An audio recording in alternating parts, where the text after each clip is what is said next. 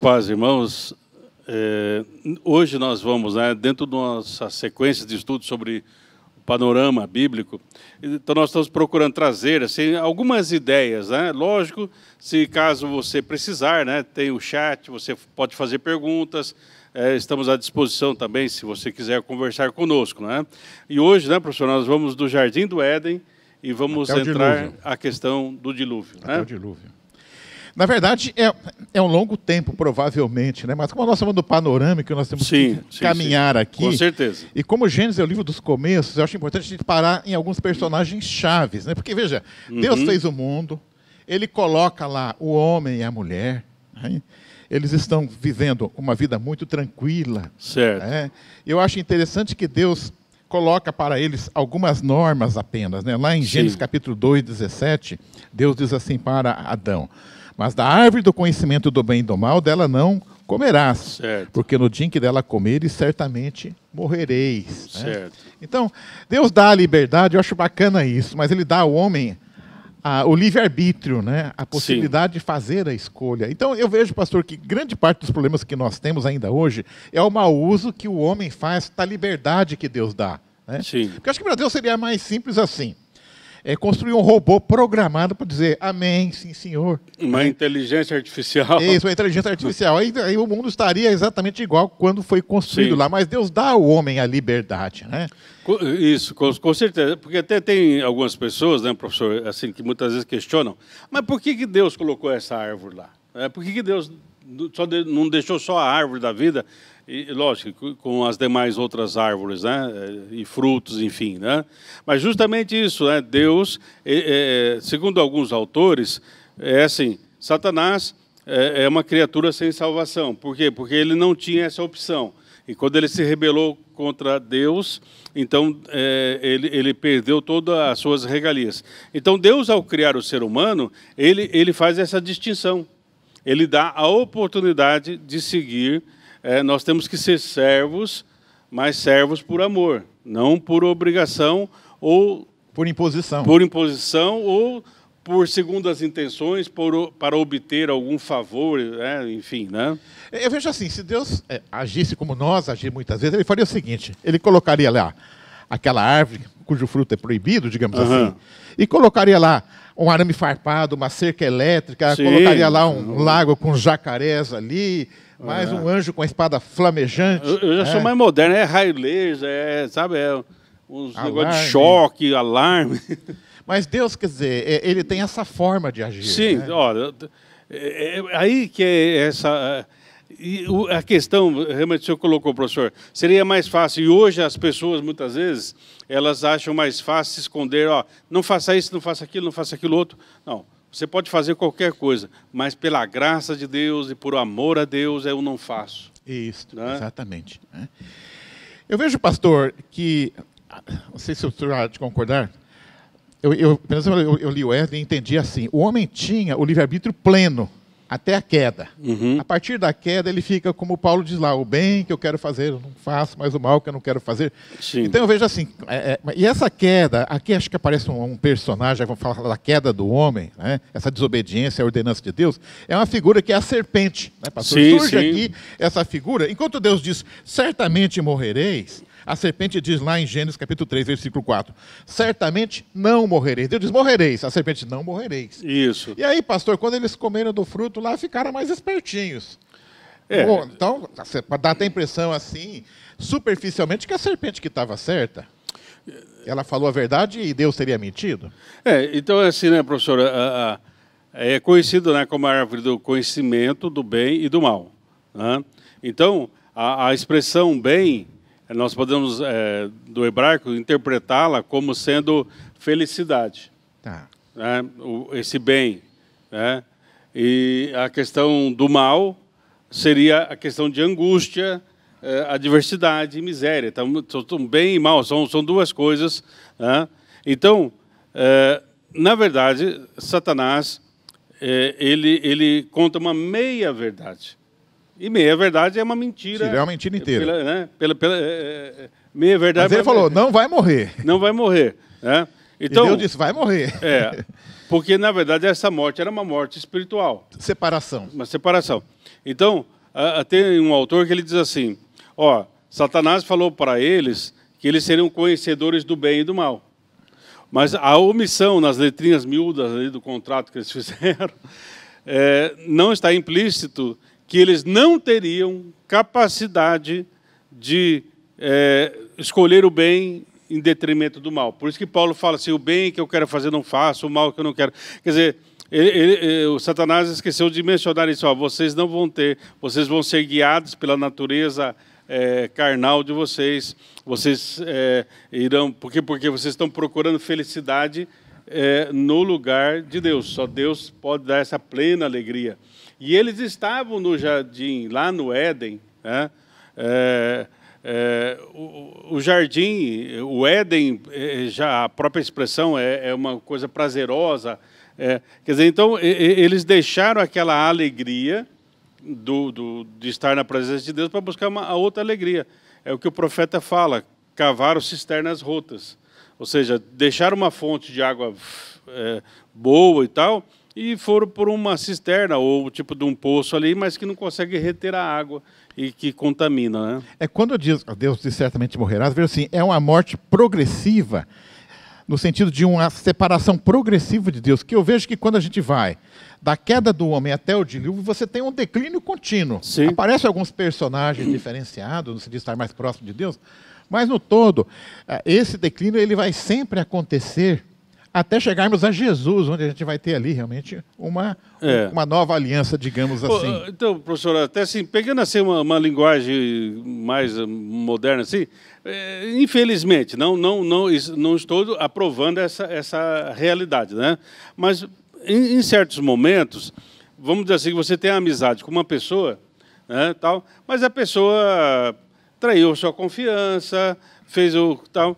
Aí, então, você chega para o seu cachorrinho Thor e fala, Thor, para mim ele morreu. Mas ele não morreu, né? Sim. Mas você fala, para mim morreu, ou seja, quebrou a comunhão. Quebrou a comunhão. Então, essa morte, que é uma morte espiritual, ou seja, o homem perdeu aquela comunhão, porque na variação do dia o Senhor ia lá, havia uma conversa, havia comunhão e tal. Então, a morte foi essa separação. Eu acho interessante que o homem erra, né? E Deus vai lá e diz, onde estás? Quer dizer, assim, Deus ele se humilha, ele até se rebaixa.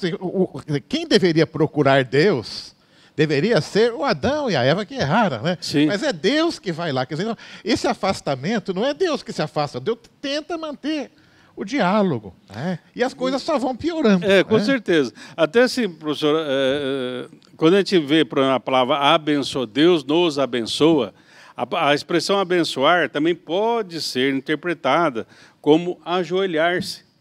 Então, quando Deus nos abençoa, Deus está se ajoelhando. É como um pai, né? Isso. Que o filho é pequeno. Isso. Talvez o senhor já teve essa experiência, né? Quando o seu filho era pequeno. Hoje nossos filhos são grandes, né? Isso. Mas a gente que fazia assim, o filho vinha para abraçar, a gente abaixa, ajoelha para abraçar, para ficar no mesmo nível. Isso. Né? Então a bênção Deus se rebaixa no bom sentido. Deus se ajoelha para nos abraçar como um filho pequeno. Onde estás, Abraão? Né? Onde está? Então Deus veio ao encontro, né? Isso só vai piorar porque quando Deus faz a mesma coisa com Caim, Caim mata Abel e ele vai lá. Onde está seu irmão? Quer dizer, procurando puxar conversa, digamos assim. E ele vai dizer, eu sou tutor do meu irmão. Quer dizer, um cara mal educado, além de tudo. Sim, né, pastor? sim. Mas então, o que nós temos então com... o homem, ele faz um mal, faz uma escolha ruim, ou seja, né, ele pega o seu livre-arbítrio pleno, né, e faz um mau negócio ao atender aquela proposta da serpente. Isso, né? Bem colocado, professor. Porque é o seguinte, não estamos tirando aqui o papel, né, de Satanás, o dragão, serpente, tinhoso, coisa ruim. Isso. Lá em Isaías fala da queda de Satanás. Né, então, o papel dele é fazer uma proposta. Isso. Então ele falou assim, ó, experimente isso. Isso. Né? Agora, pegar do fruto, trazer até a boca, mastigar, engolir, tal, isso foi o ser humano, foi o primeiro casal que fez. Né? Foi a primeira fake news, eu acho, hein, pastor, essa da serpente aqui. Hein? A fake news. Porque eles não foram verificar a fonte, né? Não foram verificar a fonte. Porque, professor, eu sempre penso assim, né? Fala assim, ó, vamos checar isso aí. Isso. Né? Ó, amanhã, ou quem sabe, a gente não sabe precisar em que momento, que horário que foi, mas de repente fala assim, 3 horas Deus vem aqui, na variação do dia Deus vai estar aqui. E nós vamos perguntar para ele e amanhã nós voltamos conversando. Isso, exatamente. Vamos consultar. É uma fake news no sentido assim, porque hoje tem muitas informações que nós vamos pegando e vamos reproduzindo. E não paramos para pensar, para refletir. E isso, até tem um autor que fala assim, Adão e Eva foi um pouco preguiçoso, né? Porque para pensar dá trabalho. Mas no fundo, Adão e Eva representam a nossa natureza humana, né? Porque a proposta da serpente é uma proposta que até hoje ela existe. Ó. Sereis conhecedores do bem e do mal. Quer dizer, o homem ele sempre é atraído por coisas fáceis, né? Coisas prontas. Sim, né? sim. Então, quer dizer, é uma espécie assim, é como o Aladim da lâmpada mágica, né? Quer dizer, sim. O gênio sai e fala, escolha 3 desejos. É algo que encanta o homem, né? As coisas fáceis e já prontas, né? Mas é um caminho que vai levar a um distanciamento de Deus. E esse distanciamento fica mais forte já nos 2 filhos deles, Abel e Caim, né, pastor? Abel e Caim são irmãos, né? Aliás, a taxa de criminalidade no Éden vai ficar maior que a nossa hoje, né? Vai ficar 25% da população. Né? Porque, aí nós chegamos, então, né, nesse processo de declínio. Bom, nós temos aqui Gênesis 3,17, pastor, né, que quando eles erram, né, o que Deus vai dizer para Adão. Né? Eu vou até ler aqui, Gênesis 3,17 e 19. Ele diz assim, e Adão disse, porquanto desses ouvidos à voz de tua mulher e comestes da árvore que te ordenei, dizendo, não comerás dela, maldita é a terra por causa de ti. Certo. Com dor comerás dela todos os dias da tua vida. Espinhos e cardos também te produzirá, e comerás erva do campo. No suor do teu rosto comerá o teu pão, até que te tornes a terra, porque dela fostes tomado. Porquanto és pó, e em pó tornarás. E é interessante que lá no 2,19, Deus tinha mandado dar nome a todos os animais do campo. A impressão que me dá é que o trabalho, aquele trabalho que nos cansa, né? É algo assim que o homem adquiriu pelo erro dele. A impressão que me dá é que o homem tinha uma vida bem tranquila antes. Né? Quando Deus diz lá em Gênesis 2,19, né? Deu o nome a todos os animais. É um trabalho de biólogo aí, né? O biólogo que faz essa classificação. E aqui não, aqui você vai trabalhar e vai ter que suar agora.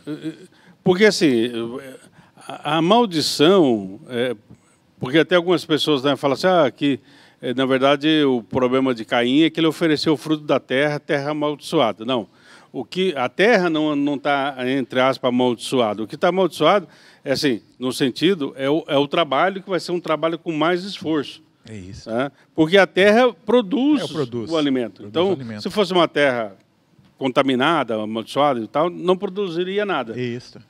Só que com muito mais esforço. Quem sabe lá no Jardim do Éden, eles plantavam, tinham 3 colheitas no ano, um exemplo. Né? Agora eles vão ter uma colheita malemar durante o ano. Né? Quer dizer, é muito mais... falta de chuva, excesso de chuva. Isso, é muito mais trabalho com pragas destruindo a lavoura, com menos resultado. Né? E aí nós chegamos então realmente a Abel e Caim, pastor. Eu vejo em Abel e Caim aqui os 2 tipos de religião que até hoje persistem ainda. Sim. Acho que essa é uma diferença. Quando a gente pega Gênesis capítulo 4, versículos 3 a 5, que é o momento que eles vão fazer uma oferta. Aliás, na Bíblia, talvez essa seja talvez a primeira expressão de religião. Quer dizer, o que é a religião? É religar. O homem está separado de Deus pelo pecado, então ele tem que reaproximar de Deus. Sim. Então eu vejo aqui, nesta passagem, talvez o primeiro ritual na Bíblia, né? A primeira construção de um altar, no sentido de ter uma comunhão com Deus. E diz assim lá, e aconteceu ao cabo de dias que Caim trouxe do fruto da terra uma oferta. É interessante que para Caim está tudo no singular, fala do fruto da terra uma oferta. A impressão que dá é que ele tinha uma melancia lá, fala, opa, tem uma melancia aqui. Nem olhou se era melhor, se estava boa ou não. Né? Aí quando você chega em Abel, logo seguindo assim, e Abel também trouxe, tudo no plural, dos primogênitos das suas ovelhas. Então olha lá, Caim, do fruto da terra uma oferta. Abel, dos primogênitos das suas ovelhas. Ou seja, a ideia que dá é que Abel foi cuidadoso, ele olhou assim, opa, essa aqui está com defeito, essa aqui eu não vou utilizar. Então eu vejo aqui, pastor, na atitude de Caim e de Abel, 2 indivíduos que querem se aproximar de Deus. Sim. Eu tenho a impressão que se nós estivéssemos olhando o ritual, eu falo, mas está muito parecido. Um é fruto da terra, o outro é lá, está oferecendo uma ovelha. Né? Mas a diferença nós não vemos. Deus não faz acepção de pessoas, mas Deus faz acepção das nossas atitudes. Eu vejo aqui em Abel que tem dois tipos de religião que nós temos hoje. Tem gente que só dá a sobra. A impressão que me dá aqui é que Caim deu da sobra. Pegou qualquer coisa. E a oferta de Abel é uma oferta cuidadosa, uma oferta de amor. Então eu entendo que aqui nós temos duas naturezas da religião que vai permanecer até hoje. Tem muita gente hoje ainda dando a sobra, pastor. Não, com certeza. E aí vem, né, professor, o princípio, né? Então o livro de Gênesis, como nós já comentamos, ele é a ideia de nós termos comunhão com Deus. Isso. Né? Então o objetivo, vamos dizer assim, primeiro ali de Abel, talvez pelas histórias que ele recebeu dos seus pais e tal, o princípio da sua oferta é um princípio para a restauração da comunhão. Isso. Com o coração cheio de amor. Isso. Provavelmente, isso numa interpretação, é lógico que existem outras interpretações, a oferta de Caim era para tentar aplacar a ira de Deus.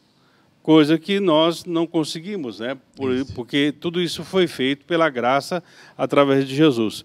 Né? Então, a ideia é assim, quando nós ofertamos algo a Deus, nós estamos buscando comunhão com Deus ou nós estamos simplesmente querendo cumprir algo ritual? Né? Seria como assim, se nós temos amizade e tal, aí falar, vamos fazer um churrasco, aí cada um leva uma coisa. Aí eu falo assim, então, que acontecia isso, né, muitas vezes em certos lugares. Aqui não, aqui o pessoal tal. Mas em outras cidades aí acontecia.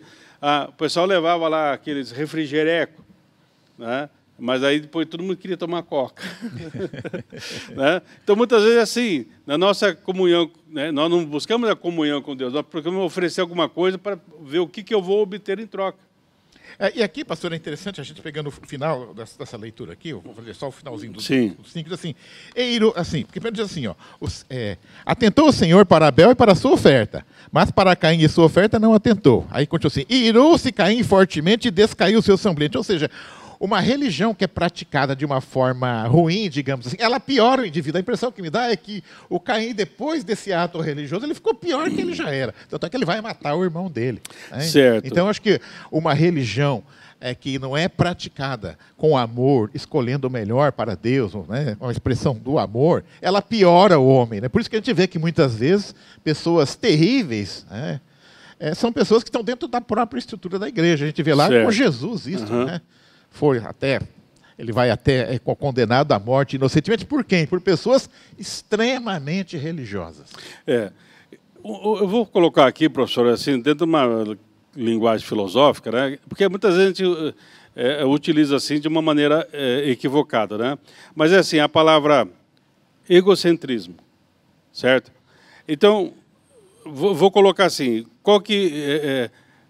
o egocentrismo é o seguinte: quando eu pego a partir do centro do meu ego, eu entendo a grandeza de Deus. Então, Deus é grande. Então, a partir do momento que eu me entendo como pequeno, é o que João Batista disse, necessário que ele cresça e eu diminua. Aqui, então, é o egocentrismo, entendeu? E o problema de Caim não foi essa questão de egocentrismo, no sentido assim, ele não conseguiu se enxergar, de se perceber. O egocentrismo é quando você, a partir do momento que você se enxerga, né? Mas o problema central do ser humano não é o ego, porque Deus nos criou com esse ego, né? Mas o problema foi o egoísmo. Porque ele poderia ter chegado para o irmão e falado assim, olha, minha oferta não deu certo, me ajuda aí. Isso. Vamos me ajudar? Isso. Eu quero também... O que eu fiz de errado, como que eu posso melhorar para com Deus. Então, é o seguinte, o objetivo da oferta é restaurar comunhão, não é obter favor, enfim, tal. Então, o grande problema do egoísmo é que a pessoa se perde mesmo, e aí onde ele fala assim, matar o irmão, ou não matar, ou fazer, ou não fazer, né? Porque agora ele não tem mais, pela graça de Deus ali, o domínio do bem e do mal. Para ele, tanto faz, tanto fez, né? E ele continua egoísta quando Deus fala com ele, porque em vez de ele pedir o perdão, se arrepender, Sim. ele fala, e agora? O pessoal vai vir atrás de mim e vai querer matar. Ele está preocupado com ele. Ele continua preocupado com ele. O egoísmo ali foi a mola propulsora de todas as ações dele. E a oferta dele foi egoísta. Foi. Entendeu? Então não foi uma oferta assim a partir de, olha, eu preciso de Deus. Não, eu quero um favor de Deus. Isso. E é interessante, pastor, que a gente vai ter essa característica nas religiões politeístas. Quando a gente chega lá, por exemplo, no dilúvio, né, a gente já vê que o mundo já era um mundo politeísta algumas gerações depois. Sim. Por quê? Porque no politeísmo, por isso que tem muitos deuses no politeísmo. Você tem a deusa da fertilidade. Eu quero ter um filho, vou falar com a deusa da fertilidade. Sim. Eu quero uma boa colheita, então eu vou ter o deus da chuva. Né? Sim. Então eu vejo assim que o politeísmo tem essa característica, tem um deus para cada coisa que você vai pedir, não um deus único. Então, eu vejo assim que, a partir do momento que você tem a queda do homem, essa progressiva separação de Deus, vai havendo a substituição do Deus verdadeiro por um conjunto de deuses.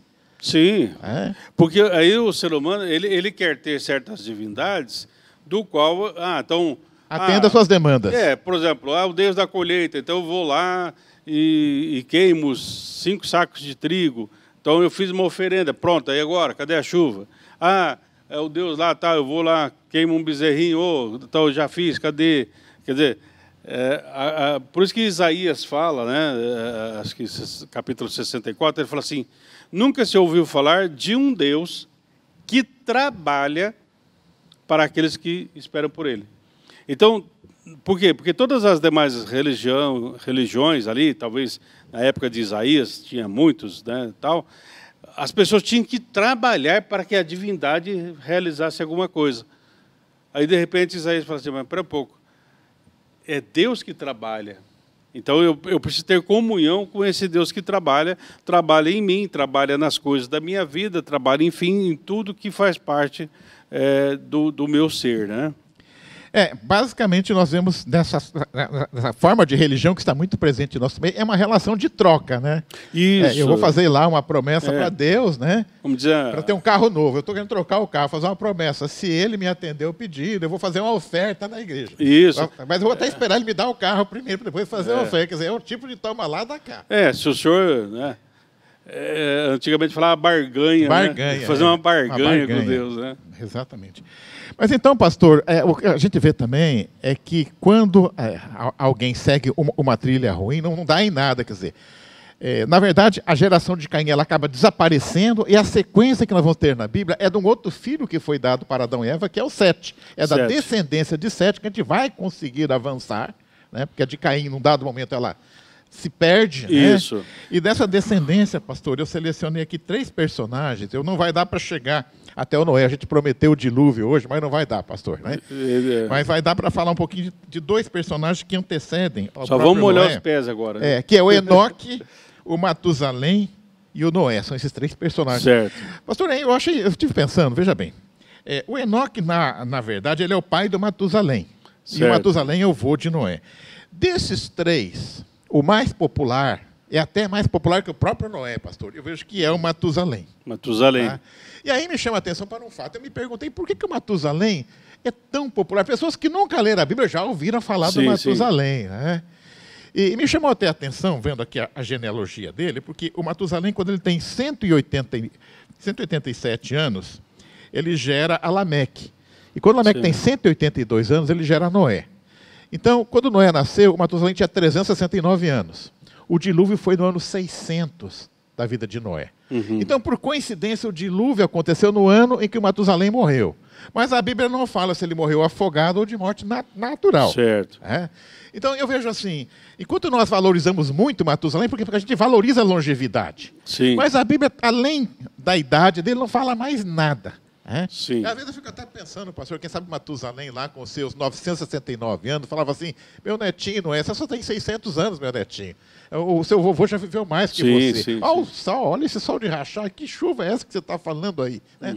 Mas enfim, ele é um personagem que dentro da Bíblia pelo que está escrito lá, não sabemos tudo, né? Mas foi 969 anos em que não gerou nada de concreto. Quem realmente assim faz algo que para mim é mais diferenciado, que é pouquíssimo conhecido, é Enoque. Nós temos 2 personagens no Antigo Testamento que Deus levou. Sim, Um é o Enoque e o outro é o Elias. Né? No Novo Testamento, nós não temos uma situação semelhante, mas lá em Tessalonicenses fala de arrebatamento. Sim, no meu entendimento, Deus levar Enoque e Deus levar a Elias está indicando para nós, como está muito claro, né? Tem até uma passagem em Tessalonicenses que vai falar sobre o arrebatamento, que seremos todos, né, no piscar de olhos, levados. Né? Primeiro, aqueles que ressuscitaram, os mortos que ressuscitaram em Cristo. Depois seremos nós que ainda estamos vivos. Com certeza. Então eu vejo que em Enoque nós temos algo muito importante. Ele aponta para algo que pode até acontecer com nós, né, pastor? Isso. Não, trazendo, né, para a ideia dos princípios, da comunhão, lá fala assim, Enoque andou com Deus. Isso. Noé achou graça aos olhos de Deus. Então, de Matusalém, né, só fala que ele viveu muitos anos. Isso. Então, a questão é a seguinte, nós, né, precisamos, né, professor, andar com Deus, achar graça aos olhos de Deus. Né? Pastor, dado o adiantado da hora, nós tínhamos aqui no início, prometimos falarmos do dilúvio. Então, desses 3 personagens, a gente falou, já que é panorâmico, a gente falou rapidamente do Matusalém, que é o mais conhecido dos 3. Nós temos o pai do Matusalém, que foi Enoque, que esse que é o que Deus o levou. Sim, sim. E vamos deixar, então, o Noé para o próximo domingo, porque o Noé, realmente, assim, eu vejo, ele é um personagem que nós temos muito a aprender, embora seja panorâmico. Nós temos muito a aprender com essa figura em termos de obediência e fazer a vontade de Deus. Com certeza. Ande com Deus, ache graça aos olhos de Deus e com certeza, tendo comunhão com Deus, você será extremamente abençoado. Amém.